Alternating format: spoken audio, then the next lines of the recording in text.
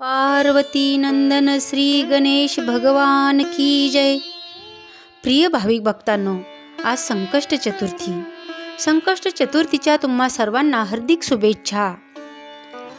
संकष्ट चतुर्थी म्हणजे काय? संकष्ट चतुर्थीचे व्रत केल्याने काय लाभ होतात? बरेच भाविक भक्त हे व्रत अगदी मनोभावे करत असतात, तर यामागे काय कथा आहे आजच्या व्हिडिओमध्ये आपण जाणून घेणार आहोत।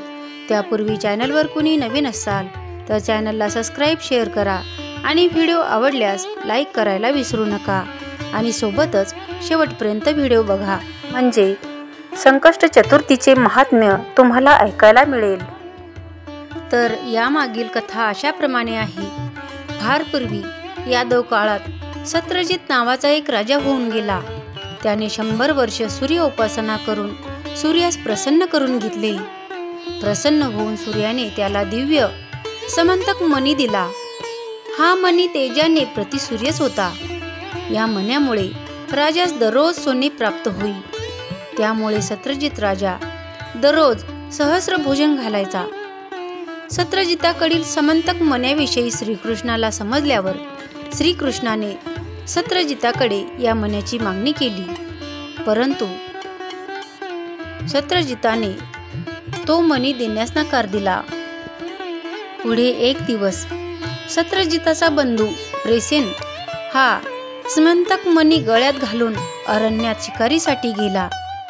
तेव्हा एका सिंहाने त्याच्यावर हल्ला करून प्रेसेनाला ठार मारले व तो दिव्य मणी पळविला।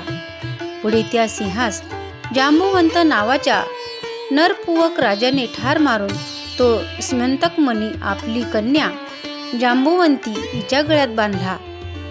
हा जांबुवंत म्हणजेच त्रेतायुगातील नरपुवक, म्हणजे मानव व अस्वल किंवा वानर मिश्रित असा प्राणी होय।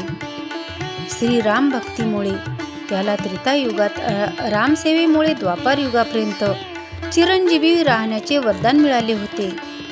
त्याने रामाकडे युद्ध करण्याची मागणी केली, तेव्हा रामाने द्वापार युगात तुझे माझ्याशी युद्ध होईल असे वचन दिले होते।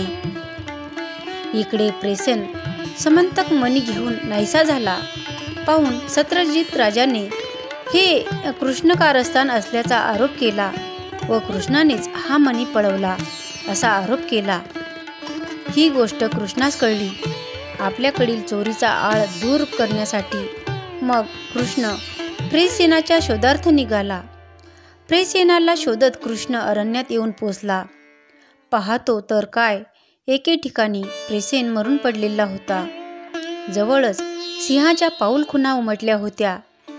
त्यांचा माग काढीत कृष्ण जांबुवंताच्या गुहेपाशी येऊन पोचला व समंतक मणी शोधू लागला।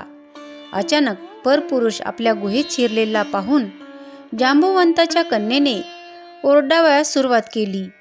तिचे ओरडणे ऐकून जांबुवंत तेथे आला। त्याने कृष्णावर हल्ला केला।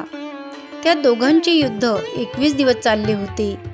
शेवटी जांबुवंत घायाळ होऊन श्रीरामाचा धावा करू लागला। तेव्हा श्रीराम अवतारातील रूप दिसले। जांबुवंताला ओळख पटली। त्याने आपल्या कन्या जांबुवंतीचा विवाह कृष्णाशी लावून दिला। नंतर त्याने देह सोडण्याची परवानगी मागितली व अवतार कार्य संपवले। इकडे द्वारकेत घबराट झाली, गोंधळ उडाला। गोकुळात नंद यशोदेला या युद्धाची वार्ता कळाली। तेव्हा नंद यशोदा खूप घाबरले आणि श्री गणेशाचा धावा करू लागले। त्यांनी संकटहर्त्या श्री गणेशाची संकष्ट चतुर्थीचे व्रत निष्ठापूर्वक केले।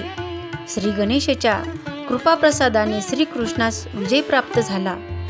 जांबुवंताने समंतक मणी आणि आपली कन्या जांबुवंती श्रीकृष्णास दिली हे ऐकून सर्वांकडे आनंद झाला। गोकुळात द्वारकेत सगळीकडे आनंदी आनंद झाला। श्रीकृष्णावर समंतक मणी चोरल्याचा आळ आला त्याचे कारण असे सांगतात की श्री गणेश हे एकदा उंदरावरून पृथ्वी प्रदक्षिणा करीत होते। तेव्हा त्यांचा तोल गेला व ते खाली पडले। हे बघून चंद्र हसला। श्री गणेशाला चंद्राचा राग आला। त्या दिवशी भाद्रपद शुद्ध चतुर्थी होती. श्री गणेशाने चंद्राला शाप दिला की येथून पुढे जो या दिवशी तुझे तोंड पाहिल त्याच्यावर खोटा चोरीचा आळ येईल. चंद्र हा शाप ऐकून गयावया करू लागला. तेव्हा श्री गणेशाने चंद्राला उशाप देऊन म्हणाले की जे कोणी वद्य कृष्ण चतुर्थीला माझे व्रत करतील त्यांचे सर्व संकट निवारण होईल.